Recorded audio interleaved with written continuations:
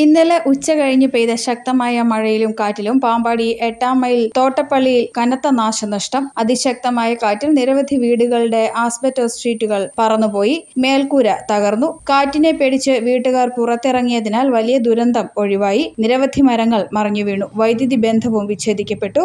ഞങ്ങള് 2:30 ആയപ്പോഴത്തേനും ഇവിടെ വന്നത്. അന്നേരത്തേക്കാണ് മഴയുണ്ടായിരുന്നു. വന്നപ്പോൾ ഭയങ്കര കാറ്റ്.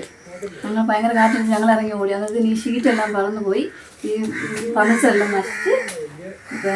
പിന്നെ സിജു സാറൊക്കെ വന്നു, എബാൻ സാർ വന്നു, രതീഷ് തോട്ടപ്പള്ളി വന്നു. താൽക്കാലികമായിട്ട് ഷീറ്റ് ഇട്ടേക്കുക.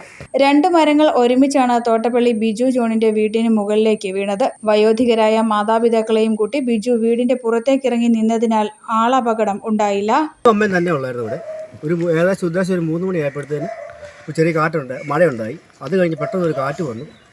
അപ്പോൾ കാറ്റ് വന്നപ്പോൾ എൻ്റെ വീടിനകത്ത് ചെറിയ ലോറികളെല്ലാം കൂടെ ഭയങ്കര ഒച്ച കേട്ട് കഴിഞ്ഞപ്പോഴത്തേന് എൻ്റെ മേളിൽ നിന്ന് എൻ്റെ ഇളയ മൂത്ത മോൻ വന്നപ്പോഴത്തേന് എന്നോട് പറഞ്ഞു മരം വീണ് കിടക്കുന്നു, പെട്ടെന്ന് ഇറങ്ങാൻ പറഞ്ഞു. കുറേ അമ്മയ്ക്ക് പ്രായമുള്ളതാണ്, 80 വയസ്സുണ്ട്. പെട്ടെന്ന് ഞാൻ അമ്മയെ കൊണ്ട് മുറ്റത്താക്കി നോക്കുമ്പോഴത്തേന് എൻ്റെ വീടിൻ്റെ ഈ 11 ഷീറ്റ് പോയി, ഭിത്തിയെല്ലാം പൊട്ടിപ്പോയി. ഒത്തിരി നാശനഷ്ടമുണ്ട്. അതെങ്ങനെയുണ്ടായിരുന്നു? മരം വീണതാണ്. അതെ, അപ്പുറത്തെ ഒരു വീട്ടുകാരുടെ മരം നമ്മുടെ വീട്ടിലോട്ട് വീണതാണ്. അത് വെട്ടിമാറ്റാനൊക്കെ നമ്മൾ നേരത്തെ പറഞ്ഞിട്ടുണ്ടായിരുന്നു.